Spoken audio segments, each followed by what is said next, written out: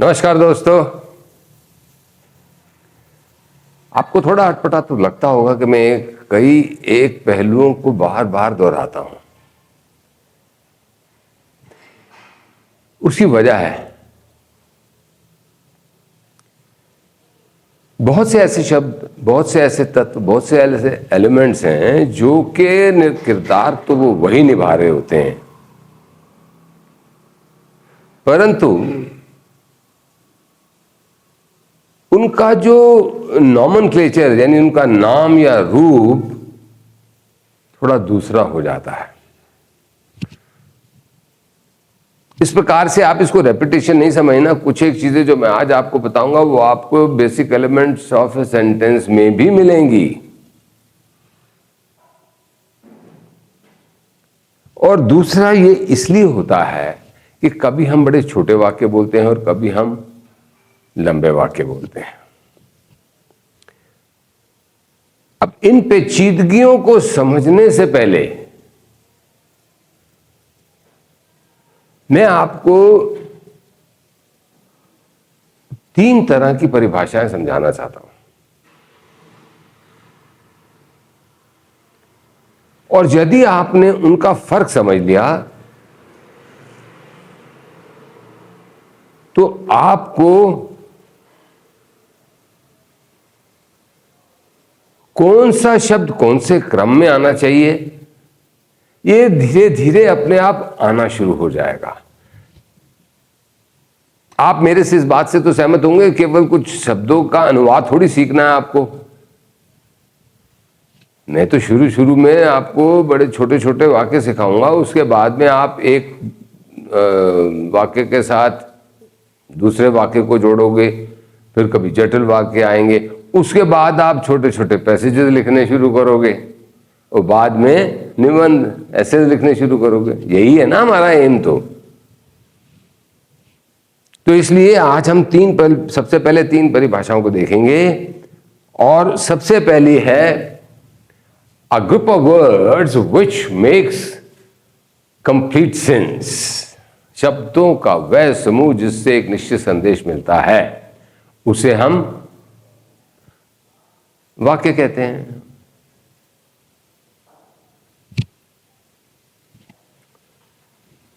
इसके बाद देखते हैं a group of words which forms part of a sentence and contains a subject and predicate is called a class। यानी शब्दों का वह समूह जो कि एक वाक्य का भाग होता है और जिसकी अपनी क्रिया और सब्जेक्ट दोनों होते हैं, उसे हम उपवाक्य कहते हैं। या हम आगे चल के देखेंगे कि ऐसा जरूरी नहीं है कि एक जो लंबा सेंटेंस होता है उसमें 2 उपवाक्य स्वतंत्र रूप से भी काम कर सकते हैं।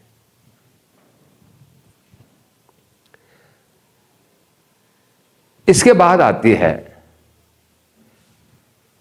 ए group of words without verb. शब्दों का एक समूह जिसके अंदर कोई क्रिया शब्द ना हो उसे हम वाक्य खंड कहते हैं। पहले तो हमने कहा उपवाक्य, फिर हमने बोला वाक्य खंड। वो वाक्य का हिस्सा तो है, लेकिन केवल कुछ अर्थ तो बताता है, कुछ तो ज्ञान कराता है, लेकिन पूरा ज्ञान नहीं कराता। यहां एक दफा फिर बता देता हूं कि क्लास के अंदर हमारी क्रिया होती है और फ्रेज के अंदर हमारी क्रिया नहीं होती। जैसे कि मैंने आपको बताया, a group of words without verb is called a phrase. यहां मैं ना आपको जानबूझकर 2 मिनट के लिए छोड़ रहा हूं ताकि आप इनका अध्ययन करें और देखें कि तीनों में क्या फर्क है। मैं 2 मिनट के बाद फिर हाजिर हो जाऊंगा। वेलकम बैक दोस्तों। मैंने आपको 2 मिनट का ब्रेक इसलिए दिया था कि आमतौर पर होता क्या है, जब लेसन चलता है तो टीचर एक के बाद एक चीजें बताता जाता है और उसके अंदर कोई भी ठहराव या पॉज न होने की वजह से हम उसे पूरी तरह से डाइजेस्ट नहीं कर पाते। और ये खासकर उनके साथ में होता है जहां पर, जैसा मैंने आपको पिछले सेशन में भी बताया, कि वो एक से होते हैं। अब जैसे आप देखेंगे कि हमने बोल दिया नाउन, प्रोनाउन, वर्ब। अब ये जरूरी नहीं है कि वो एक ही शब्द का हो। हमारा सब्जेक्ट जो है वो बड़ा भी हो सकता है और एक शब्द का भी हो सकता है। इसी प्रकार से हमारा वर्णन जो है, आपको ये बताने का मतलब ही यही था कि आप समझ जाएं कि क्लास जो होती है उसमें वर्णन होता है। और दूसरी चीज ये है कि स्टूडेंट्स जो हैं वो इसमें असमंजस में पड़ जाते हैं। ये कभी सब्जेक्ट बोल देते हैं उसको, कभी नाउन बोल देते हैं उसको, कभी नाउन क्लॉज बोल देते हैं उसको, कभी फ्रेज बोल देते हैं, कभी नाउन फ्रेज बोल देते हैं, कभी वाक्य खंड बोल देते हैं, कभी प्रेडिकेट बोल देते हैं। तो इस प्रकार से आपको ये शुरुआती बातों पर तो पूरी तरह से पकड़ होनी चाहिए। उसका कारण ये है कि आपका जो शुरुआती प्रारंभिक वाक्य का हिस्सा होता है उसी के साथ आने वाले हिस्से में भी वैसे ही शब्दों का, वैसे ही पार्ट्स ऑफ स्पीच का प्रयोग करना पड़ता है, फिर वो चाहे वर्ब हो अथवा प्रोनाउन हो। जैसा मैंने पहले बताया कि हम हमेशा 1 या 2 शब्दों का वाक्य नहीं बोलते, लंबे भी बोलते हैं। आइए एक दफा फिर देखते हैं इसको। विद्यार्थी पिकनिक पर जा रहे हैं, ये सिर्फ 1 2 3 4 5 6 शब्दों का वाक्य है, कोई मुश्किल नहीं है इसके अंदर। The students are going for a picnic. ये सादा सेंटेंस था और हमारा जो सब्जेक्ट था वो बिल्कुल साफ था कि विद्यार्थी, हमारे विद्यार्थी जो है वो पिकनिक पर जा रहे हैं। तो आपको कोई प्रॉब्लम नहीं आई। अब इसको थोड़ा सा अगर इसका व्यापक रूप देखें तो हमने बोला हमारे स्कूल के विद्यार्थी बेरछा झील पर पिकनिक के लिए जा रहे हैं।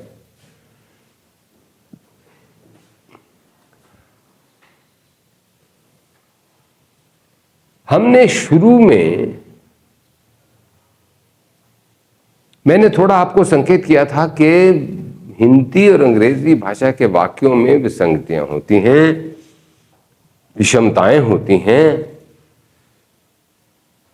जैसा आप इस वाक्य में देख रहे हैं कि हमारे स्कूल के विद्यार्थी, आपने the students of our school, subject तो दोनों का हो गया सही, लेकिन are going to Berchha lake, यहां पर आपने बोला बेरछा झील पर पिकनिक के लिए जा रहे हैं। अब जा रहे हैं शब्द यहां पर पहले आ गया, यानी हमारी जो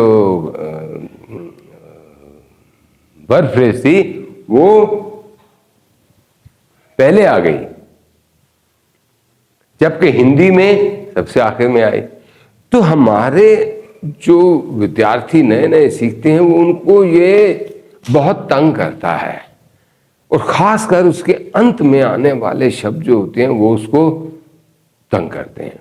हालांकि मुझे ये मालूम है कि जहां पर रहा है, रही है, रहे हों, तो मैंने देखा 90% से भी ज्यादा स्टूडेंट जो हैं एक दिन की पढ़ाई के बाद भी वो बता रहे मैं पढ़ रहा हूं तो आई एम स्टडिंग, मैं जा रहा हूं, आई एम गोइंग, वो करना शुरू कर देते हैं।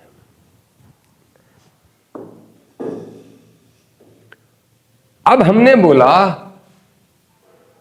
हमारे स्कूल के विद्यार्थी बिरसा लेक झील पर पिकनिक के लिए जा रहे हैं। अब आप देखिए 1 2 3 4 5 6 7 8 9 10 शब्दों के बाद हमारी क्रिया आई।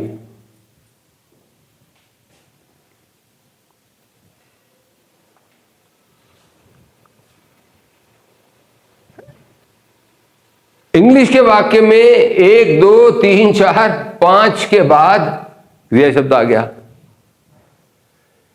अब ये सब बताने का लक्ष्य क्या था, मैं क्यों आपको ये सब बता रहा हूं? मैं इसलिए बता रहा हूं कि बहुत से स्टूडेंट अनुवाद के नियमों को जानकर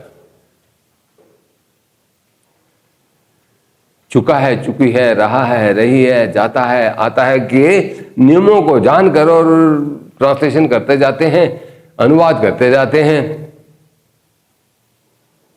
लेकिन वो ये भूल जाते हैं कि आगे जाकर जब जटिल वाक्य आएंगे, एक दूसरे से संबंधित उपवाक्य होंगे, तब आपको बड़ी मुश्किल होगी, फिर दोबारा से आपको तो नहीं बताया जाएगा। इसीलिए मैं आपको शुरू से बता रहा हूं कि हमारा सब्जेक्ट जो है वो एक शब्द का भी हो सकता है और 10 15 20 शब्दों का भी हो सकता है। अच्छा, इसके बारे में हम आगे जाकर देखेंगे कि सब्जेक्ट, हेड सब्जेक्ट क्या होता है, हेड प्रेडिकेट क्या होता है, पर आप इतना जरूर समझ लीजिए कि एक से ज्यादा शब्दों वाला भी हो सकता है। हाँ, तो एक और उदाहरण इसी प्रकार का देखते हैं। हमने बोला गीता रोई,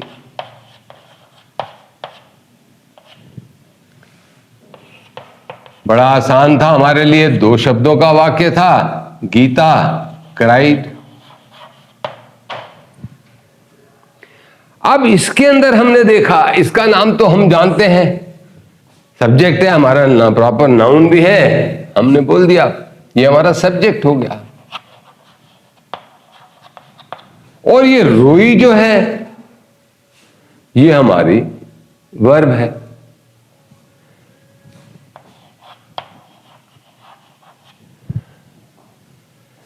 अब यहां फिर दोहरा रहा हूं, इसी को हम सब्जेक्ट बोला है, ये हमारा सब्जेक्ट जो है वास्तव में नाउन है।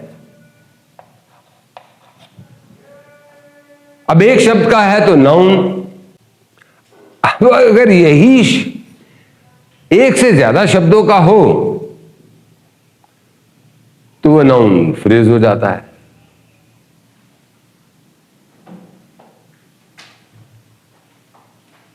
और इसी प्रकार से जो हमारा वर्ब भी है वो अगर एक शब्द से ज्यादा है तो वो वर्ब फ्रेज कहलाता है। मैं फिर एक दफा दोहरा रहा हूं, कोई भी सब्जेक्ट हो, भले ही क्रिया हो, एक से ज्यादा होगी तो वो फ्रेज कहलाएगी। अच्छा, अब हम देखते हैं, हमारा एक तो सब्जेक्ट था एक शब्द का और एक शब्द की हमारी क्रिया थी। अब हम इसी को थोड़ा लंबा करके देखते हैं। अपने पिता की मृत्यु का समाचार सुनकर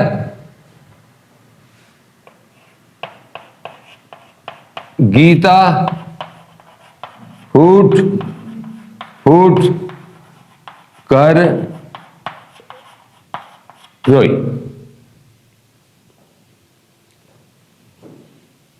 अब मेरा एम जो है इस सब को बताने का कि ये देखिए, ये दो शब्द गीता रोई ऊपर भी थे, और जब ये हमारा वाक्य 1 2 3 4 5 6 7 8 9 10 11 12 शब्दों का वाक्य हो गया, उसमें भी गीता रोई ये दो शब्द आए। अब इसका मतलब ये है कि हमारे नाउन, हम जो जिन्हें हम सब्जेक्ट कहते हैं, वो सब्जेक्ट छोटा भी हो सकता है और बड़ा भी हो सकता है। इसी तरीके से हमारा वर्ब जो है वो छोटा भी हो सकता है, बड़ा भी हो सकता है। ये बार बार इसलिए बता रहा हूं कि जब बड़ा हो जाता है तो उस समय हम रास्ता भूल जाते हैं। अभी मैं आपको दिखाऊंगा कि आपको कई दफा अपनी क्रिया को चुनने में भी गलती हो सकती है, और देखने में वो क्रिया शब्द होगा लेकिन होगा वो नाउन। जैसे अब हम इसको जब अंग्रेजी में बोलेंगे दो तरह से हम बोल सकते हैं। गीता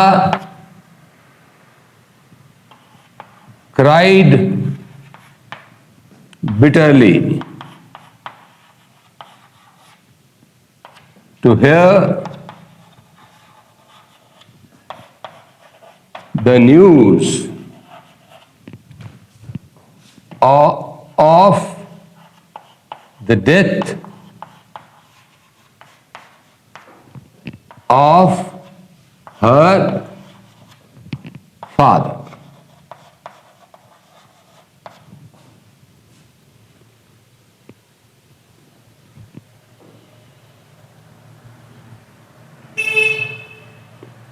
अब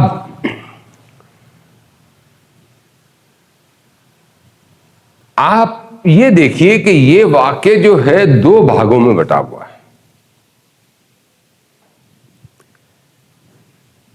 गीता यहां पर तो एक ही शब्द का है सब्जेक्ट, तो उसके बाद आ गया आपका verb. Geeta cried bitterly to hear the news of the death of her father.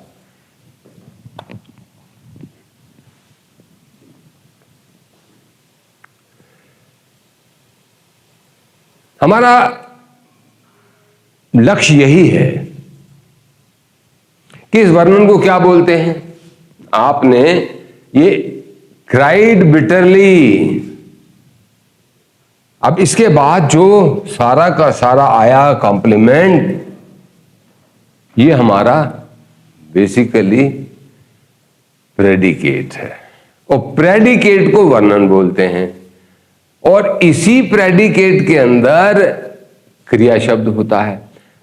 देखिए वर्ब की जब हमने व्याख्या की थी तो हमने पाया था कि क्रिया का काम होता है संदेश देना।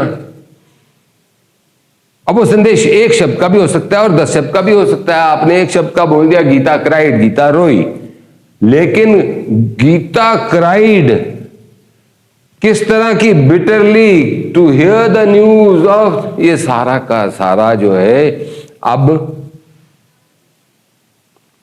पूरक के रूप में ये काम कर रहा है, पर इसको कहेंगे क्या हम, प्रेडिकेट।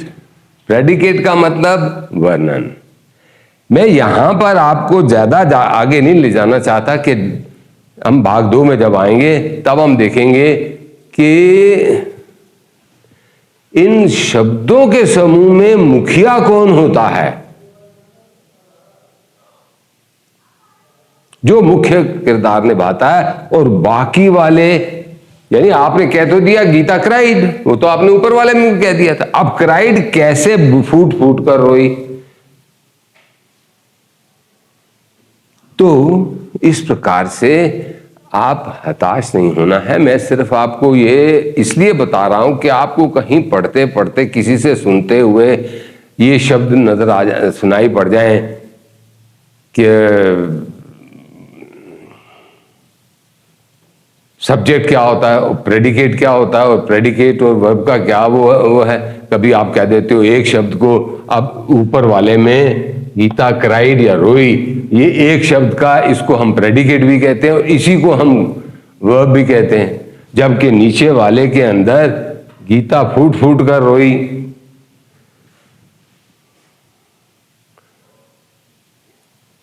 ये भी हमारा क्रिया का हिस्सा है, लेकिन उसके अंदर मुख्य शब्द जो है वो तो रोने का है। क्रिया तो हम रोने की लगाएंगे, क्राई लगाया। अब कैसे की और बाद में कौन कौन से शब्द उसके साथ जुड़े, वो हम थोड़ा आगे चल के देखेंगे कि एक वाक्य को पूरा करने के लिए हम किस किस प्रकार के शब्दों का प्रयोग करते हैं और वो किस क्रम में आते हैं। क्योंकि अभी आपको यहां भी मैं बता रहा हूं, जब आपने बोला Geeta cried bitterly to hear, सुनना, आपको वो भी क्रिया शब्द लगेगा, लेकिन वो क्रिया शब्द क्यों नहीं है ये हम आगे चल के सीखेंगे।